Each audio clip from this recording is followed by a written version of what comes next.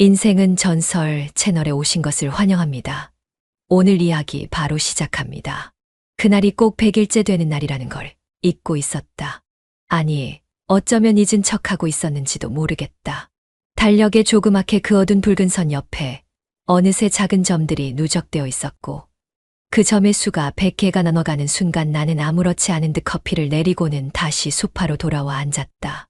그녀가 마지막으로 현관문을 닫고 나가던 그 순간이 머릿속을 맴돌았고 내가 손도 대지 않은 채 두고 있는 머그잔이며 다림질조차 되지 않은 담요, 화장대 앞에 남겨진 헤어핀 하나까지 모든 것이 그대로였다.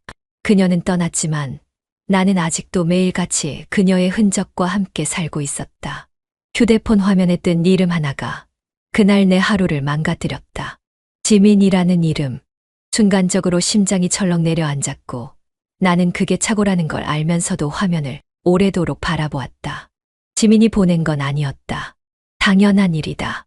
그녀는 이미 떠났고 더는 어떤 문자도 보낼 수 없는 사람이다. 그런데도 예전에 저장해둔 그녀의 번호에 시스템이 자동으로 보낸 백업 알림 하나가 그녀의 이름을 빌려 도착했고 그 사실이 나를 무너뜨렸다. 사진첩 용량 초과로 백업이 완료되지 않았습니다. 나는 한 줄이 마치 그녀를 잊지 못하게 하려는 무언의 경고처럼 느껴졌다. 내 손은 습관처럼 메시지 창을 열었고 우리가 주고받은 마지막 말들이 그대로 남아 있었다. 형부, 오늘 저녁은 제가 준비할게요. 형부, 이따 커피 한 잔 같이 마셔요. 별뜻 없이 건넸던 일상들이 지금은 고통스럽게 되살아난다. 그녀는 그저 그렇게 가볍게 말하고 웃었고 나는 아무렇지 않은 척 그 웃음을 받아주었다. 그런데 이제 그 짧은 문장 하나하나가 내게 너무 깊은 그림자로 남았다. 잊으려고 노력한 적은 없다. 다만 시간이라는 게 어쩌면 슬픔을 줄여줄 거라 기대했던 것뿐이다. 하지만 오히려 시간이 흐를수록 그녀와의 기억은 더 뚜렷해졌고 100일이 지난 지금 나는 아직도 아무것도 달라지지 않은 하루를 살고 있었다. 거실의 소파는 여전히 그녀가 앉았던 그 형태로 꺼져 있고 창틀 위에는 그녀가 좋아하던 난초 하나가 시들지 않은 채 자라나 있다. 식탁 위 컵받침엔 그녀의 자국이 그대로였고 부엌 선반 위 가장자리에 손자국처럼 남은 물때 하나도 지우지 않았다. 아마 의도적으로 두었을 것이다. 그녀가 언젠가 다시 돌아와 형부, 이거 제가 닦을게요. 라고 말할지도 모른다는 터무니없는 기대. 그 말도 안 되는 바람 하나 때문에. TV는 켜져 있었지만 소리는 없었고 나는 소파에 앉아있지도 않았고 제대로 누워있지도 않은 채로 그녀가 지나갔던 복도를 멍하니 바라보고 있었다. 누군가 다시 문을 열고 들어올 것 같은 착각, 그 안에서 걸어 나올 듯한 환영 같은 감정이 내 하루를 지배하고 있었고 그 모든 게 헛된 줄 알면서도 벗어나지 못했다. 눈을 감아도 그녀의 목소리가 들렸고 눈을 떠도 방 안엔 그녀의 향기가 남아 있었다. 지민이라는 사람은 사라졌지만 지민이 남기고 간 것들은 그 어떤 장례보다도 내 일상을 질기게 붙들고 있었다. 문자 알림이 울린 건 저녁 7시 48분이었다. 휴대폰을 뒤집어둔 채 멍하니 식탁 앞에 앉아 다 식어버린 커피를 바라보고 있던 나는 진동음에 미세하게 눈썹을 찌푸렸고 곧 화면에 뜬 이름을 보고 심장이 한 번 세게 움찔거렸다. 지민. 한동안 보지 못했던, 아니 보지 않으려 노력했던 그 이름이었다. 손끝이 떨렸다. 오랜만에 등장한 그녀의 이름이 화면 위에 떠 있는 것만으로도 숨이 멎는 듯한 긴장이 피어올랐고 순간적으로 머릿속이 텅 비었다. 문자는 단 2줄이었다. 형부 잘 지내세요. 그리고 혹시 오늘 잠깐 들러도 될까요? 나는 휴대폰을 쥔 채 가만히 앉아 움직이지 못했다. 단순한 안부인 듯 보였지만 그 문장엔 너무 많은 의미가 담겨 있었다. 형부라는 단어 하나만으로도 수백 가지의 기억이 한꺼번에 몰려왔고 잠깐이라는 말이 무언가를 요청하는 문장이 아닌 것처럼 느껴지지 않았다. 손가락은 자판 위를 떠돌기만 했고 응이라는 2 글자를 입력하는 데에도 몇 분이 걸렸다. 보내기 직전 몇 번이나 지웠다 썼다. 반복하다 결국 그대로 전송했다. 답장은 곧바로 오지 않았다. 하지만 이미 나는 알았다. 그녀는 온다고 마음을 정했을 것이다. 그 짧은 문자를 보내기 위해서 얼마나 많은 망설임이 있었을지 그녀의 말투를 떠올릴 수 있었기에 알 수 있었다. 시계는 8시를 향해 가고 있었고 나는 거실 조명을 낮추고 난잡했던 쿠션들을 정리했다. 누가 보기에 특별히 준비하는 것 같진 않게 하려 했지만 어느새 평소보다 더 말끔히 치워진 탁자 위를 보며 스스로도 우스워졌다. 그녀는 3개월 전 무거운 발걸음으로 떠났고 나는 단 한 번도 그녀에게 먼저 연락하지 못했다. 보내지 못한 문자, 타이밍을 놓친 전화, 썼다, 지운 수많은 말들 속에서 나만 멈춰 있었다. 그런데 그녀가 먼저 손을 내밀었다. 단지 안부를 묻는 짧은 문장이었을지라도 그 안엔 수많은 복잡함이 숨겨져 있었다. 현관 앞을 서성이던 나는 문 밖인 기척에 미세하게 어깨가 움직였고 도어락에서 삐 소리가 났을 땐 본능처럼 정수리에 힘이 들어갔다. 문이 열리고 그 안으로 들어선 지민은 평소보다 살짝 야윈 듯 보였고 눈 밑 그림자가 그녀의 기분을 대신 말해주고 있었다. 오랜만이에요, 형부. 그녀가 조심스럽게 말했고 나는 무슨 말부터 꺼내야 할지 몰라 한 박자 늦게 고개를 끄덕였다. 그래 지민아, 잘 지냈어. 그녀는 짧게 웃었지만 그 웃음엔 묘한 어색함이 섞여 있었다. 그냥 버티며 살았죠. 형부는요? 나도 뭐 잘 버텼지. 그냥. 대화는 천천히 아주 서툴게 시작됐고 둘 사이의 거리엔 3개월이라는 시간보다 훨씬 더 깊은 감정의 틈이 놓여 있었다. 그녀가 식탁 의자에 앉고 내가 주방에서 2개의 머그잔을 꺼내는 그 움직임 사이로 이 집에 남아있는 기억들이 조용히 몸을 일으키는 느낌이 들었다. 아직 아무 일도 일어나지 않았지만 문이 열리는 순간부터 모든 것이 이미 다시 움직이기 시작한 것만 같았다. 지민이 현관 앞에 다시 나타난 건 그날로부터 정확히 일주일 뒤였다. 이번엔 문자도 전화도 없이 문을 열었을 때 고개를 들지 못한 채 선 그녀의 모습은 어쩐지 그날 떠나던 뒷모습과 너무 닮아 있었다. 두 손에 쥔 작은 가방 하나, 무릎까지 내려오는 코트, 그리고 입술 끝이 말라붙은 채 조금씩 바스라지고 있는 듯한 표정. 나는 문턱을 사이에 두고 한참이나 서 있었고 그녀는 고개를 들지 못한 채 조용히 입을 열었다. 형부 저 이 동네로 다시 발령 났어요. 그 말은 설명이면서도 변명이었고 동시에 다시 이 집에 오고 싶다는 조심스러운 간청처럼 들렸다. 나는 그 말에 어떤 표정을 지어야 할지 몰라 천천히 고개만 끄덕였고 그녀는 아직 한 걸음도 들어서지 못한 채 고개를 들었다. 방 구할 동안 잠깐만 예전처럼 잠깐만 지내도 될까요?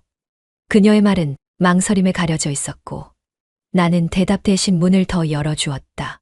그게 허락이라는 걸 그녀도 알았는지 가방을 끌며 조심스럽게 현관을 넘었다. 구두를 벗는 손이 어색하게 떨렸고 나는 그 손끝을 보지 않으려 애썼다. 익숙한 거리였지만 서로는 너무 낯설게 서 있었고 낯익은 풍경 안에 던져진 공기가 묘하게 달라져 있었다. 짐은 이것뿐이야?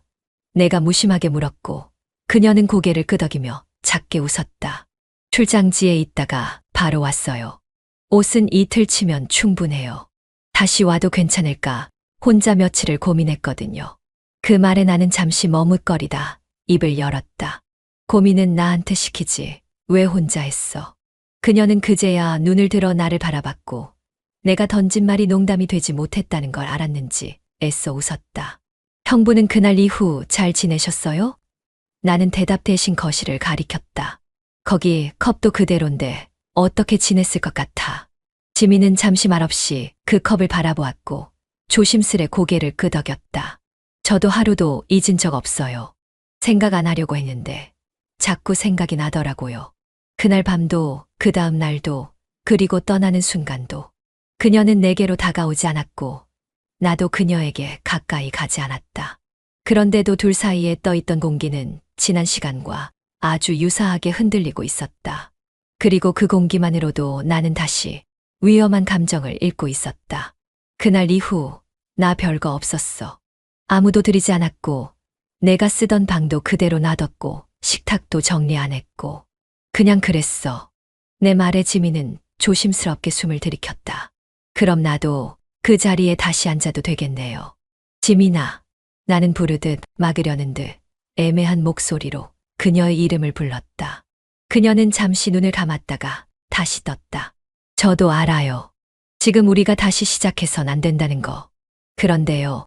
그날의 마지막이 이렇게 끝나기엔 너무 허무했어요. 그녀의 말이 무겁게 가라앉았고 나는 대답하지 못했다. 말이 많아질수록 더 위험해질 것 같아서 차라리 침묵을 지키는 쪽이 나아 보였기 때문이다. 지민은 조용히 방으로 향했다. 예전처럼 아무 말 없이 문을 열고 그 안에 천천히 몸을 밀어 넣었다. 하지만 문이 닫히지 않았다. 방 안 불이 켜졌고 창문 커튼이 부드럽게 흔들렸다. 그리고 나는 그 틈에서 이 동거가 단순한 우연이나 필요의 결과만은 아니라는 걸 느꼈다. 지민의 발걸음엔 감정이 있었고 나의 허락엔 미련이 숨어 있었다. 그날 밤 식탁에 마주 앉은 우리는 말이 없었다. 국물 하나 없이 찬밥과 반찬만 놓인 식탁 위로 조용히 김이 올라왔고 그녀의 젓가락이 부드럽게 움직일 때마다 내 시선은 그 움직임에 닿았다. 형부. 그녀가 먼저 입을 열었다. 다시는 그렇게 떠나지 않을게요. 그냥 그렇게 사라지진 않을게요. 그러니까 한 번만 더 아무 말 없이 받아주면 안 돼요? 나는 말없이 밥을 뜨다 숟가락을 내려놨다. 그 말이야말로 모든 것의 시작이었기 때문에. 지민의 짐은 지난번보다 더 작았다. 캐리어 하나에 백팩 하나, 그리고 손에 들린 낡은 보자기 꾸러미까지 마치 눈에 띄고 싶지 않다는 듯 존재를 숨기려 애쓰는 무게였다. 나는 현관 앞에 선 그녀를 말없이 바라보다 조용히 옆으로 비켜섰다. 그녀는 실례할게요라는 한마디를 남기고 집 안으로 들어섰고 발끝부터 시선을 내리깔며 천천히 안방 옆 작은 방으로 향했다.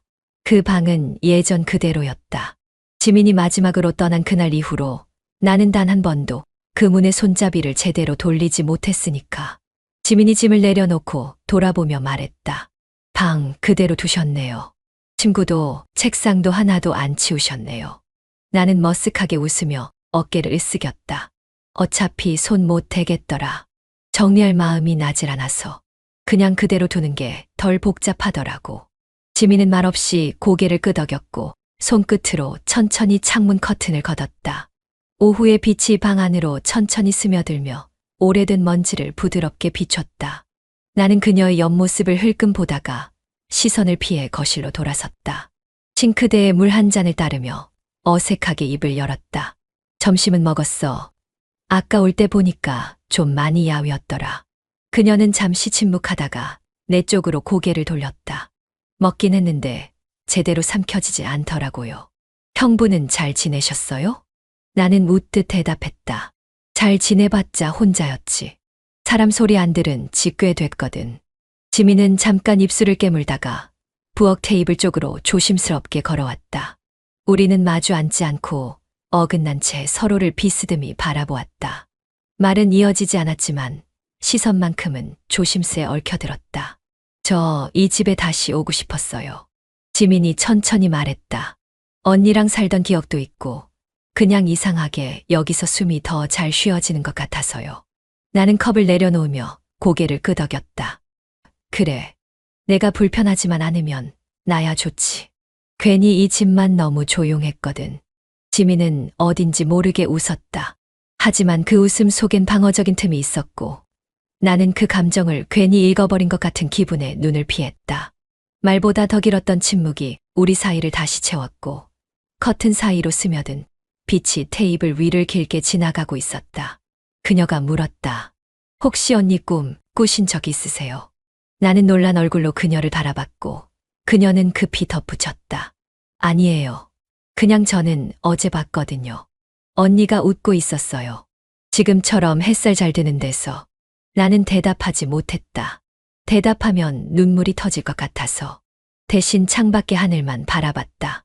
햇살은 오늘따라 유난히 따뜻했지만 이상하게 마음은 그 온도를 따라가지 못했다. 지민이 와인을 꺼냈을 땐 딱히 이유가 필요해 보이지 않았다.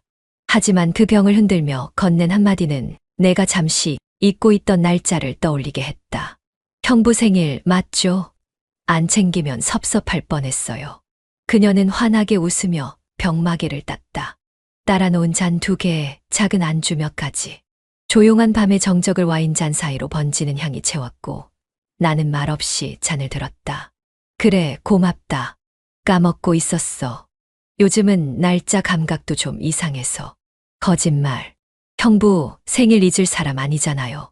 지민은 짧게 웃고선 고개를 돌려 창밖을 봤다. 커튼 사이로 스며드는 가로등 불빛이 그녀의 옆선을 감싸고 있었다. 건배를 하자며 잔을 들었고 와인이 부딪히는 소리가 유난히 또렷하게 들렸다. 생일 축하드려요. 늦었지만. 늦긴. 오늘이니까 딱 맞게 온 거지. 나는 웃으며 잔을 들었지만 웃음은 입가에만 걸쳐 있었고 마음속 깊은 곳에선 복잡한 감정이 천천히 일렁이고 있었다. 지민은 잔을 한 모금 마신 뒤 손가락으로 유리잔 테두리를 천천히 돌렸다. 그 손끝을 따라 고요한 긴장감이 잔잔하게 퍼져나갔다. 그날 이후로 저도 잠을 잘 못 잤어요. 그녀의 말은 뜬금없지도 의외지도 않았다. 와인 때문인지 분위기 때문인지 아니면 우리 둘 사이의 침묵이 너무 길어서였는지 그 말은 오히려 예상된 것처럼 느껴졌다. 나도 그래. 아무 일 없는 척 하루하루 보냈지만 그날 이후론 그냥 평범하게 누워서 눈을 감는 일이 참 힘들어졌어. 지민은 내 말을 들으며 살짝 고개를 끄덕였다. 그리고 조용히 물었다. 형부는 후회하세요? 그 질문 앞에서 나는 바로 대답할 수 없었다. 후회라는 감정이 뭔지를 곱씹는데 시간이 필요했다. 감정이 앞섰던 순간, 죄책감으로 무너졌던 밤, 그녀의 숨결이 내 옆에 있었던 그 모든 장면을 꺼내다 보니 입을 열기까지 오래 걸렸다. 모르겠다. 후회라는 말이 무거워서. 어쩌면 다시 돌아간다고 해도 똑같이 했을지도 몰라. 그럼 후회는 아닌 거네요. 그렇게 쉽게 단정하긴 어렵지. 그냥 내가 감당 못할 것들을 너무 쉽게 받아들였다는 생각만 들어.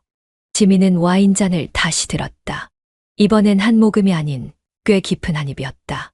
그녀의 볼이 살짝 굵어졌고 그 감정은 와인 때문만은 아닌 것 같았다. 형부는 제가 다시 온 게 싫진 않으셨어요? 그걸 왜 물어? 그냥 궁금했어요. 오면서도 수백 번 생각했거든요. 문 열었을 때 아무렇지 않게 어서 와라고 말해주셨을 때는 솔직히 조금 놀랐어요. 나는 와인을 천천히 돌리며 말했다. 지민이가 이 집을 찾아온 이유가 뭐였든 간에 나한텐 반가웠어. 그게 진심이든 위로든 어쨌든 고마운 마음이 먼저였어. 그녀는 고개를 숙였다. 잔이 비어있던 것을 확인하곤 다시 따라주며 낮은 목소리로 말했다. 형부가 편해요. 지금도 그래요. 언니랑 같이 있던 그 시절도 좋았지만 지금은 조금 다르게 형부가 편해요. 그 말에 담긴 의미는 복잡했다. 하지만 나는 그 복잡함을 피하지 않았다. 술기운 때문인지 아니면 더는 밀어낼 힘이 없어서인지 내 입속에서 나온 말은 예상보다 솔직했다. 지민아, 나도 요즘 내가 없던 시간보다 지금이 덜 외로워. 그녀는 아무 말 없이 웃었다. 그 웃음은 길지 않았지만 담겨있는 감정은 오래도록 남을 것 같았다. 그리고 그날 밤 우리 사이의 거리는 한 걸음 더 가까워졌다. 단지 건배를 나누고 추억을 이야기하고 한숨을 공유했을 뿐인데 그 조용한 행동 하나하나가 다시 무너질 준비를 하고 있었다. 소파에 나란히 앉아 잔을 채우고 비우는 동안 그녀의 무릎이 내 다리에 살짝 닿았다. 나는 움직이지 않았고 지민도 그 다음을 피하지 않았다.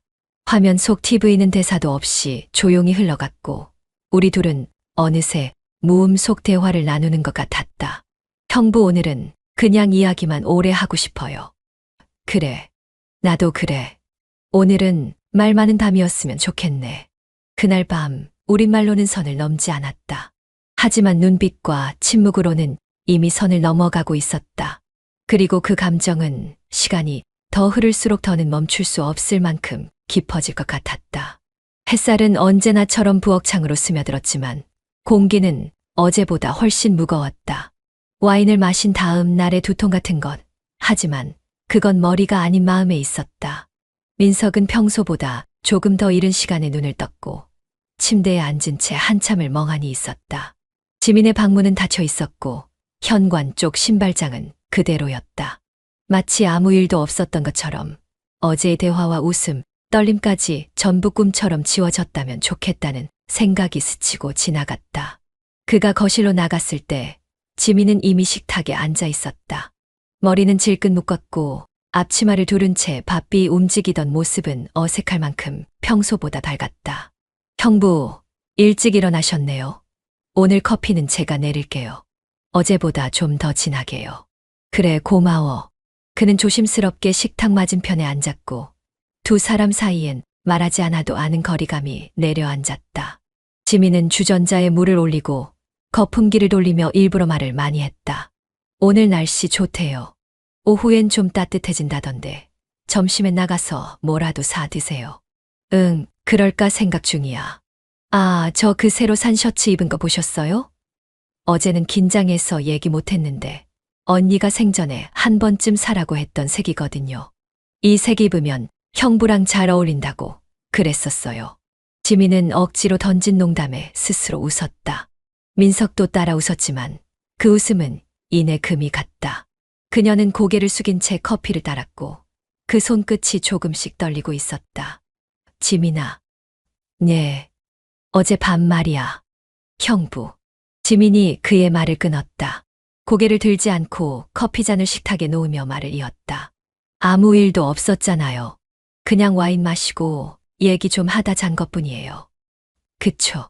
그는 대답하지 않았다. 대신 커피잔을 들어 입술을 댔고 그 안에서 쓴맛이 혀끝을 짓눌렀다. 그 쓴맛이 차라리 다행처럼 느껴졌다. 감정 대신 커피에 집중할 수 있었으니까. 지민은 다시 부엌으로 돌아갔고 민석은 조용히 그녀의 뒷모습을 바라봤다.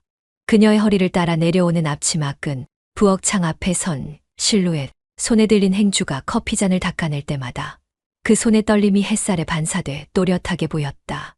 형부, 커피 괜찮으세요? 응, 적당히 써. 오늘은 딱 이 정도가 좋네. 그럼 다행이에요. 그녀는 그렇게 말하며 또다시 웃었다.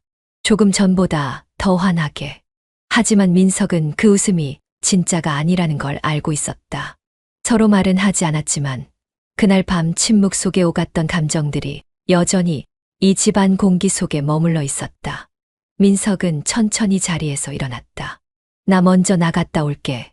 오후에 다시 들어올 거야. 네. 조심히 다녀오세요. 현관문을 나서기 직전 그는 잠시 멈췄다가 다시 고개를 돌렸다. 지민아, 오늘 저녁에 뭐 먹고 싶어? 그녀는 그제야 눈을 마주쳤다. 눈동자 끝에 희미한 여운이 맺혀 있었지만 입가에는 여전히 애써 만든 미소가 떠 있었다. 형부가 드시고 싶은 거요. 저는 뭐든 괜찮아요. 그는 작게 고개를 끄덕였고 문을 열고 나갔다. 닫히는 문 너머로 들려오는 발걸음 소리에 지민은 잠시 눈을 감았다. 그 다음 천천히 다시 커피잔을 들고는 식탁에 앉았다. 뜨거운 커피 한 모금, 식지 않은 감정, 그리고 여전히 떨리는 손끝을 감추려 그녀는 다시 웃었다. 아주 조용히 괜찮은 척하며 물비린내가 밀려드는 낡은 엘리베이터 안, 네온처럼 깜빡이는 조명이 간헐적으로 우리 얼굴을 비췄다. 비가 오는 탓인지 전기가 불안정하다는 관리인의 말대로 3층을 지나던 엘리베이터는 느닷없이 덜컹이며 멈춰섰고 좁은 공간엔 우리의 숨소리만이 천천히 퍼지고 있었다. 그 순간 지민이 나를 바라봤다. 낯선 거리, 낯선 조명, 그러나 너무 익숙한 표정이었다. 나는 자연스레 벽에 등을 기댔고 그녀는 손으로 젖은 앞머리를 넘기며 조용히 입을 열었다. 형부, 진짜 나랑 엘리베이터에 또 갇히는 거 일부러 그런 거 아니죠? 무슨 말을 그렇게 하냐? 나도 당황스러워서 그래. 당황한 사람치고는 눈 안 피하네요. 눈은 피한다고 해서 다 숨겨지는 건 아니잖아. 그녀는 작게 웃었다. 그 웃음은 장난처럼 시작됐지만 이내 잠잠히 가라앉아 버렸다. 우리 사이에 남은 침묵은 오히려 더 솔직한 마음의 기척처럼 느껴졌고 지민은 천천히 말을 이었다. 형부, 나 요즘 꿈을 자주 꿔요. 이상한 건 그 꿈마다 형부가 꼭 나와요. 말은 안 하는데 꼭 지켜보고 있는 느낌. 그건 내가 나 때문에 신경 쓰여서 그런 거겠지. 아니요. 그건 내가 형부를 아직 놓지 못해서 그런 것 같아요. 나는 답을 하지 못했다. 손끝에 젖은 와이셔츠가 살짝 감겨 있었고 젖은 신발 바닥이 비에 젖은 고무 마감 위로 미끄러지는 소리를 냈다. 이 모든 게 낯설고 동시에 너무 익숙했다. 지민은 내 앞에 조용히 섰다. 우리의 키 차이만큼의 공간, 불안정한 거리. 그러나 눈빛만큼은 명확했다. 형부, 그날 이후 형부가 나를 피하는 거 알아요. 웃으면서도 눈 안 마주치고 괜히 회의 있다고 먼저 나가고 저녁 같이 먹자는 말에도 바쁘다고 하고. 그게 짐이나 그날은 그냥 감정이 그래요. 감정이었죠. 그래서 더 무서운 거예요. 그게 거짓이 아니었으니까. 말끝이 떨렸고 그녀의 눈동자가 붉어졌다. 그러나 눈물은 흐르지 않았다. 대신 한 걸음 그녀가 내 쪽으로 다가왔다. 우리 사이엔 이제 한 뼘도 채 되지 않는 거리. 나는 손을 뒤로 뻗어 벽에 기댔고 그녀는 아주 조용한 목소리로 말했다. 형부, 이번엔 도망치지 마요. 제발. 짐이나 지금 이건 아니야. 그날처럼 또 모른 척 할 거예요. 그녀의 입술이 내 입술을 향해 천천히 다가왔다. 나는 물러서지도 않았고 그녀는 멈추지도 않았다. 조명이 꺼지고 이내 다시 들어올 때 우리는 더는 눈을 피하지 않았다. 키스는 천천히 시작되었고 숨결이 얽히며 열이 오르기 시작했다. 손끝이 손끝을 감싸고 이마가 이마에 닿고 그녀의 떨리는 손길이 내 목덜미를 감쌌다. 말은 필요 없었다. 이미 모든 것이 눈빛과 온기 속에서 다 전해지고 있었다. 그 순간 엘리베이터가 덜컥이며 다시 움직였다. 지민은 놀라 움찔했지만 내 품 안에서 벗어나진 않았다. 나는 천천히 그녀를 바라봤고 그녀는 내 어깨에 이마를 기대며 속삭였다. 내가 형부를 좋아해요. 오래전부터 하지만 말할 수 없어서 언니 옆에서 그냥 바라만 봤어요. 이제는 더는 그러기 싫어요. 나는 그녀의 등을 감싸 안았다. 다시 멈춰선 엘리베이터 문이 열리고 우리는 그 공간에서 한동안 움직이지 않았다. 밖엔 비가 여전히 내리고 있었고 그 안에서 우리의 감정은 또 한 번 선을 넘고 있었다. 이건 감정이었다. 그리고 선택이었다. 아주 위험한 그러나 외면할 수 없는 선택. 방 하나를 사이에 두고 살아가는 일은 처음 생각보다 훨씬 조심스러웠다. 따로 자는 밤 각자의 문은 닫혀 있었지만 그 사이를 오가는 공기와 기척은 닫을 수 없었다. 지민이 다시 이 집으로 들어온 지 일주일. 그 안에서 우리는 단 한 번도 그날에 대해 먼저 입을 연 적이 없었다. 하지만 그렇다고 전부 덮인 건 아니었다. 자고 일어나면 현관 앞 슬리퍼 방향으로 밤사이의 감정을 확인했고 아침 커피에 섞인 침묵의 온도로 서로의 상태를 짐작해야 했다. 그날 새벽도 그랬다. 부엌에서 물을 마시고 방으로 돌아가려던 찰나 복도 끝에서 지민과 마주쳤다.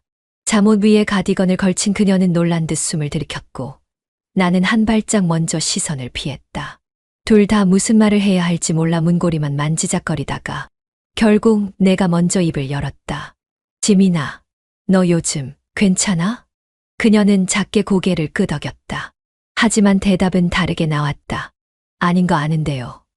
그래도 좋았어요. 그 말이 왜 그렇게 조용하고 또렷하게 가슴에 박혔는지 몰랐다. 나는 손끝으로 문턱을 톡톡 건드리며 한참을 멈춰 서 있었고 지민은 내 앞을 지나치려다 말고 고개를 들어 물었다. 형부는요? 계속 이렇게 아무렇지 않은 척하는 거 힘들지 않으세요? 나는 대답 대신 숨을 들이켰다. 쉽지 않았다. 대답이 길어질수록 감정이 새어나올 것 같았기 때문이었다. 대신 짧게 그러면서도 나지막이 말했다. 나도 괜찮진 않아. 근데 괜찮다고 믿고 있어. 그녀는 그 말에 입꼬리를 살짝 올리며 웃었다. 평소처럼 밝은 표정이 아니라 누가 봐도 피곤하고 아픈 얼굴로 지은 그런 웃음이었다. 우리는 다시 각자의 방으로 돌아갔지만 문이 닫히는 소리는 너무 천천히 흘렀다. 눌러 담은 마음이 문틈을 따라 삐져나오는 것 같아서 나는 한동안 문 앞에서 서성였다. 조용한 집, 둘만 있는 이 공간은 자꾸만 관계에 무게를 더했다. 아내의 사진은 여전히 거실 책장 위에 놓여 있었고 그 앞을 지날 때마다 죄책감과 따스함이 함께 밀려왔다. 지민도 그걸 모를 리 없었다.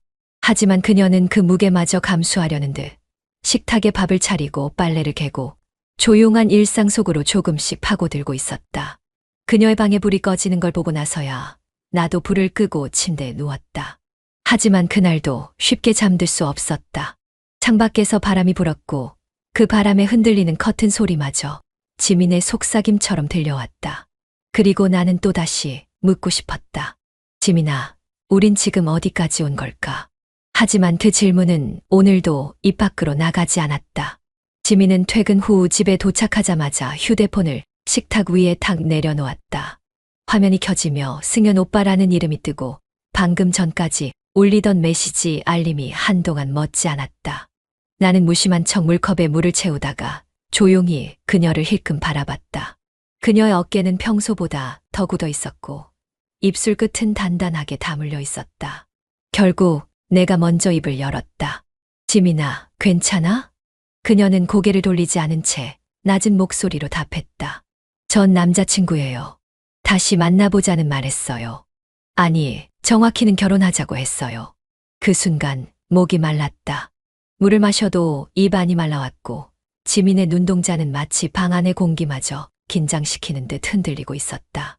그래서 뭐라고 했어? 지민은 천천히 고개를 돌려 나를 바라봤다.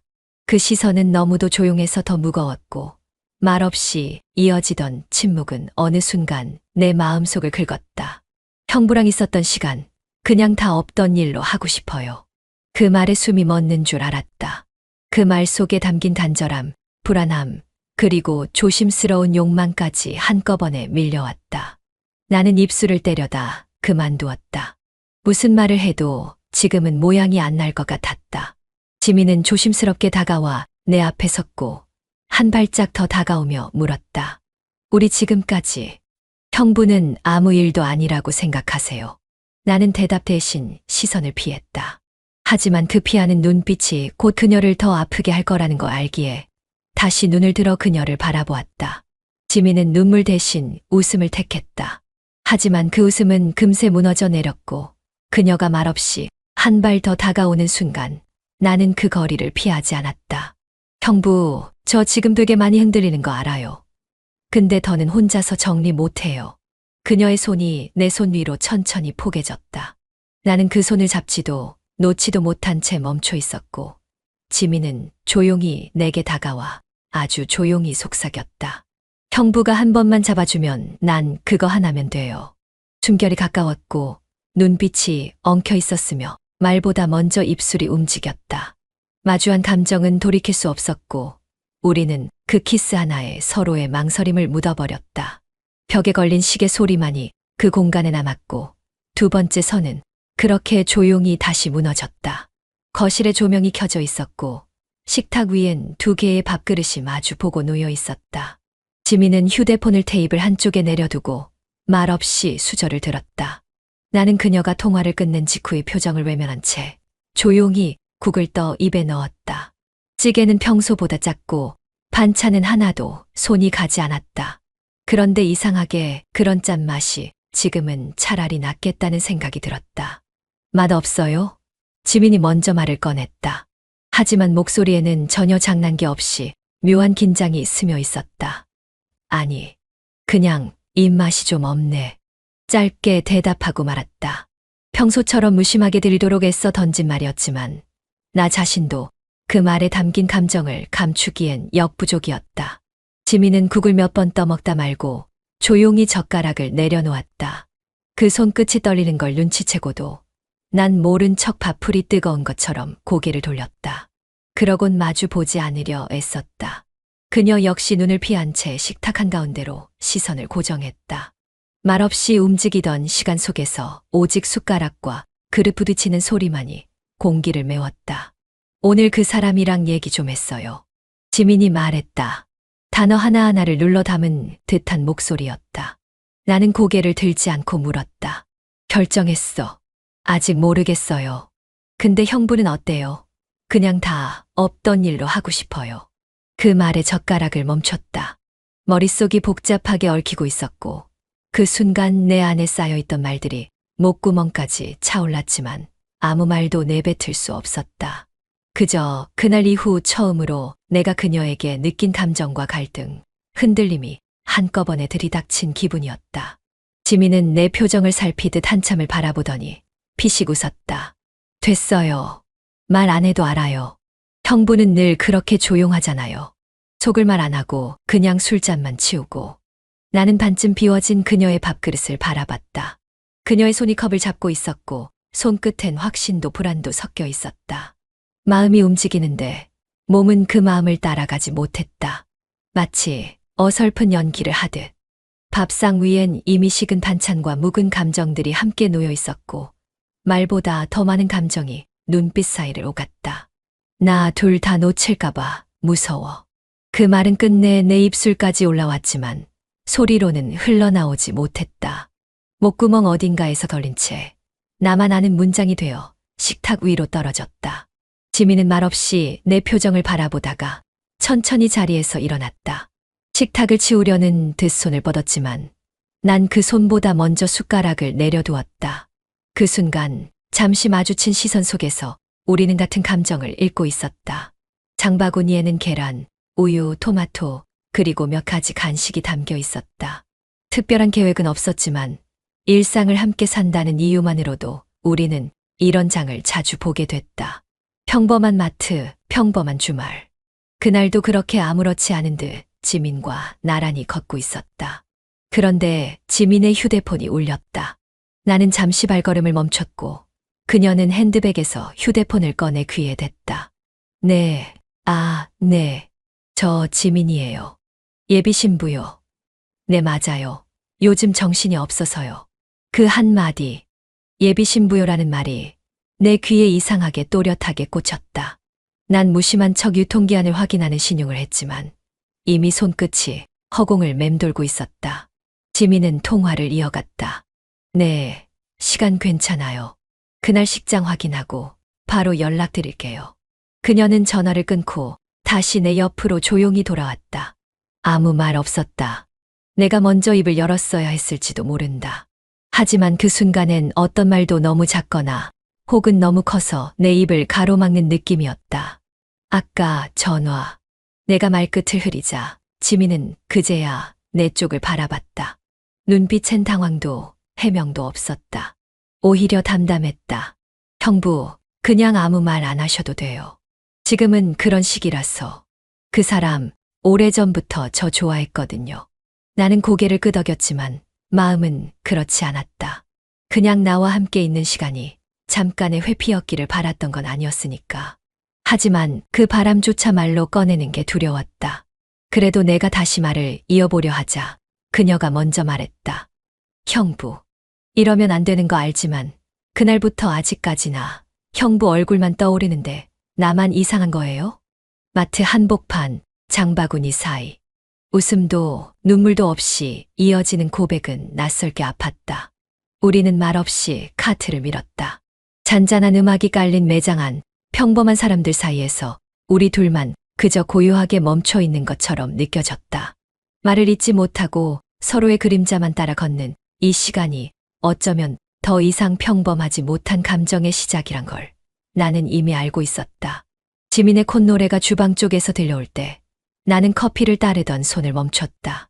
입가에 맴도는 그 익숙한 멜로디는 내가 어렴풋이 기억하는 한때 유행했던 발라드였고 지민이 평소 자주 듣던 곡은 아니었다. 가사 중 일부가 흘러나오는 순간 어딘가 속이 간질간질해졌다. 컵화장자리를 따라 묻은 커피 방울을 닦으며 나는 천천히 식탁 쪽으로 걸어가다 결국 참지 못하고 물었다. 그 노래 그 사람이랑 자주 들었었어. 지민은 물컵을 들던 손을 잠시 멈추고 고개를 돌렸다. 예상하지 못한 질문이었는지 눈동자가 살짝 흔들렸다가 곧 웃음으로 덮였다. 아니요. 그냥 요즘 생각나는 노래라서요.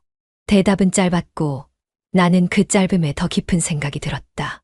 그 사람한테 다시 마음이 가는 거야? 나는 일부러 눈을 피하지 않고 정면을 응시했다. 말투는 평온하려 했었지만 그 속엔 서운함과 분노가 얽혀 있었다. 지민은 눈을 깜빡이며 내 얼굴을 바라보다가 고개를 천천히 저었다. 형부, 왜 그렇게 물으세요? 반문이었지만 질문 속에는 방어와 망설임이 섞여 있었다. 그녀는 대답보다 내 눈치를 더 살피는 듯했고 그 침묵이 오히려 많은 것을 말해주는 듯했다. 나는 식탁 의자에 조용히 앉아 커피를 한 모금 마셨다. 씁쓸한 맛이 입안에 맴돌았고 나는 다시 묻고 싶었다. 지금 웃고 있는 이 표정이 진짜인지 아니면 애써 짓고 있는 건지. 하지만 입을 열면 관계가 더 어긋날까 두려워 결국 또다시 삼켰다. 지민은 뒷정리를 하며 작은 한숨을 내쉬었다. 그리고 말했다. 그 사람이랑은 다시 얘기하고 있어요. 결혼 얘기도 오가고 있고요. 고백처럼 내뱉은 말에 나는 가만히 컵을 내려놓았다. 바닥에 닿는 소리가 유난히 크게 울렸다. 그래, 잘 됐네. 겨우 그렇게 말한 뒤 나는 눈을 피했다. 마음 한구석이 무너지는 소리가 조용히 울렸고 말의 끝에 잔잔한 질투가 피어올랐다. 내 감정이 어디까지 와 있는지 나조차 정확히 짚을 수 없었다. 지민은 물을 잠그고 고개를 숙인 채 천천히 뒤돌았다. 형부, 나 혼자 이런 감정 들면 안 되는 거 알아요. 그래서 그 사람한테 다시 가보려는 거예요. 근데 마음이 자꾸 여기로 와요. 그녀의 말은 공기 속으로 흘러가듯 가볍게 떠돌았지만 나는 그 문장 하나하나에 무겁게 잠겼다. 대답하지 못한 채 그저 머그잔을 감싸쥐고 고개를 숙였다. 마주치지 않으려 했던 눈빛, 그 속에 담긴 복잡한 마음이 식탁 위로 조용히 번지고 있었다. 식탁 위에 엎어놓은 듯 놓인 폴라로이드 사진 한 장. 처음엔 내가 두고 간 것인 줄 알았다. 하지만 사진을 들춰본 순간 그 안에 담긴 표정 하나가 가슴을 찔렀다. 나와 지민이 함께 웃고 있는 얼굴. 그 웃음이 어쩐지 눈물처럼 느껴졌다. 눈에 띄지 않게 붙어있던 손끝, 무릎을 살짝 맞댄 자세, 그리고 사진 뒤에 적힌 몇 줄의 손글씨. 형부, 나 먼저 가요. 미안해요. 그 문장은 정리된 가방보다, 비어버린 머그잔보다 더 무거운 이별이었다. 미안하단 말은 늘 그랬듯 받아들이기 어려웠고, 나 먼저 간다는 말은 한참이나 늦은 고백처럼 남아있었다. 지민아. 내 입에서 새어나온 그 이름은 다 말하지 못한 수천 마디의 감정을 삼킨 한 줄이었다. 나를 보며 웃던 얼굴이 몇 시간 전까지만 해도 이 집 어딘가에 있었던 숨결이 이젠 이 사진 한 장 속에 가둬져 있었다. 사진을 든 손이 자꾸 떨렸고 테이블을 짚으며 앉았지만 허리가 휘청했다. 내 손이 저기 있었는데, 내 눈이 그 얼굴을 보고 있었는데 어째서 이렇게 아무것도 붙잡지 못하고 있는 걸까? 거실 소파 옆에 그녀가 남기고 간 수건 하나, 화장대 위 작은 핀 몇 개, 그리고 이 사진 한 장. 그게 전부였다. 너무 쉽게 사라질 만큼 가벼운 것들이지만 지금 내 안을 가장 무겁게 짓누르고 있었다. 왜 그렇게 떠나는 거야? 아무 말도 없이. 내 목소리는 방 안의 정적 속에 쓰러져 갔고 돌아오는 대답은 없었다. 그리고 그게 더 고통스러웠다. 식탁 위에 사진을 다시 내려놓고 나는 눈을 감았다. 모든 게 현실이라는 것을 받아들이기까지는 시간이 너무 오래 걸릴 것 같았다. 지민은 그렇게 또 한 번 내 일상에서 조용히 사라졌다.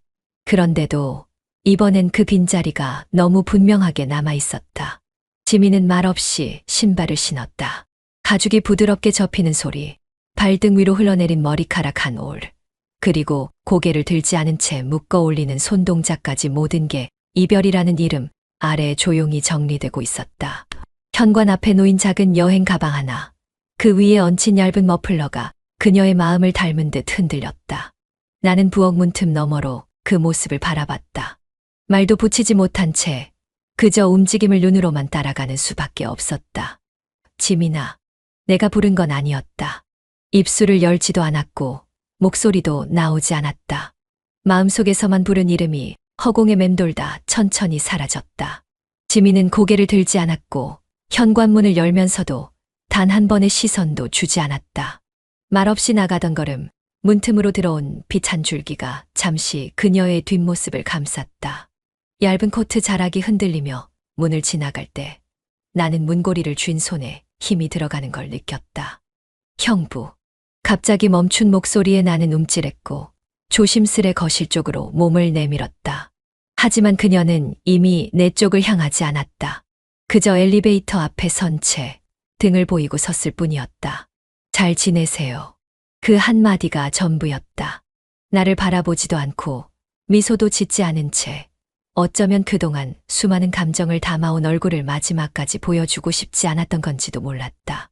엘리베이터 문이 열리고 그녀는 그대로 발을 들였다. 한 걸음, 두 걸음, 그리고 고개는 끝내 돌아오지 않았다. 지민아, 그냥 뒤돌아만 줘. 속으로만 되뇌인 말은 가슴을 누르듯 차오르고 눈앞에 덜컥 닫히는 엘리베이터 문이 내 마지막 바람까지 끊어놓았다. 그녀의 얼굴을 다시 보는 건 어쩌면 이 집에 처음 들어온 날 이후로 가장 그리운 일이 될지도 모르겠다. 나는 문 앞에 선 채 오래도록 그 자리를 떠나지 못했다. 다시 열릴 리 없는 엘리베이터 문을 향해 시선을 붙잡은 채 무언가를 잃어버린 사람처럼 허공에 말을 걸고 있었다. 조금만 한 번만이라도 돌아봐 주지. 말을 해도 들리지 않을 걸 알았다. 그래도 하고 싶은 말이 있었다. 그래야 덜 후회할 수 있을 것 같았다. 그래야 마음 한 자락쯤은 누군가에게 전해질 수 있을 것 같았다. 그러나 문은 끝내 열리지 않았다. 그날 나는 지민이 마지막으로 신었던 슬리퍼를 정리하지 못했다. 마치 다시 돌아올 것처럼 그대로 현관 옆에 놓여 있었고 나는 그 옆을 몇 번이고 지나다녔다. 매번 스쳐가면서도 단 한 번 그것을 치우지 못했다. 다시는 돌아오지 않을 사람을 기다리는 마음이 얼마나 미련한지 이젠 알 것 같았다. 그런데도 문틈을 바라보며 아직도 마음 한편을 비워두는 나 자신이 더 비참하게 느껴졌다. 그날 이후 이 집의 문은 여전히 닫히지 않은 감정 하나를 아는 채 조용히 살아가고 있다. 커튼 사이로 들어온 오후 햇살이 거실 바닥을 조용히 쓰다듬고 있었다. 며칠째 그대로 놓인 담요는 여전히 소파 모서리를 감싸고 있었고 베란다 창틀 아래 작은 바구니엔 지민이 쓰던 수건이 그대로 접혀 있었다. 세탁기에서 꺼내지 못한 채 말라버린 향기조차 더 이상 그녀의 것이 아니었다. 시간이 멈춘 듯 고요했으며 그 고요 속에 민석은 천천히 집안을 걸었다. 지민이 나갔던 그날 이후 문 하나 열지 못한 채 방마다 그 흔적을 남겨둔 건 일부러였다. 냉장고 문 안쪽에 붙은 메모지, 아직 버리지 못한 컵, 그리고 아내와 함께 골랐던 지금은 지민이 자주 앉던 식탁 의자까지 모두 다 지워지지 않은 흔적이었다. 휴대폰 화면을 눌렀다가 껐다가 반복하는 손끝에선 망설임이 뚜렷하게 익혔다. 지민이 떠난 이후 단 한 통의 연락도 오지 않았다. 민석도 보내지 않았다. 아니, 못 보냈다. 한참을 뜸들이다 결국 꺼진 화면을 내려놓고 그는 부엌으로 향했다. 조용히 물을 틀고 머그컵을 씻었다. 그 안에 그녀가 남겼던 입술 자국은 이제 물에도 씻기지 않을 만큼 희미한 기억 속에 새겨져 있었다. 거실 소파에 앉아 머리를 감싼 채 그는 중얼였다. 지민아, 그냥 한 번이라도 돌아봤으면 좋았을 텐데. 하지만 그건 결국 한 번도 입 밖에 낼 수 없었던 말이었다. 엘리베이터 문이 닫히던 그 순간 그는 숨조차 제대로 쉬지 못한 채 문틈 너머로 그녀의 뒷모습만 바라보았을 뿐이었다. 그리고 지금 다시 돌아올 수 없다는 걸 알면서도 자꾸만 현관문을 보는 자신이 있었다. 그날 이후 집은 아무 소리 없이 흘러가고 있었다. 밥솥 안에 밥도 식었고 냉장고엔 두 사람이 함께 먹었던 반찬이 남아 상하고 있었으며 소파엔 그녀의 무릎이 닿았던 흔적만 선명하게 남아 있었다. 지민이 남긴 사진 한 장, 그 속에 담긴 웃음, 그리고 그 뒤에 적힌 한 줄. 형부, 나 먼저 가요. 미안해요. 그 말이 도대체 무엇을 의미하는 건지 민석은 여전히 이해하지 못한 채 하루하루를 보냈다. 혹시 누군가를 택한 걸까? 아니면 그냥 그가 버려진 걸까? 문득 창문 사이로 불어온 바람에 폴라로이드 사진이 책상 끝에서 바닥으로 떨어졌다. 민석은 조용히 그것을 주워들고 손끝으로 다시 한번 뒷면을 쓸었다. 글씨 위를 천천히 쓰다듬으며 무언가를 되뇌듯 말없이 머리를 떨궜다. 그리고 아주 나직하게 침묵을 깨트렸다. 이게 사랑이 아니길 바랐는데 그 말은 공기처럼 가볍게 흘렀고 다시 되뇌인 마지막 한마디는 숨처럼 깊고 무거웠다. 사랑이었다. 그렇게 모든 시간이 멈췄다.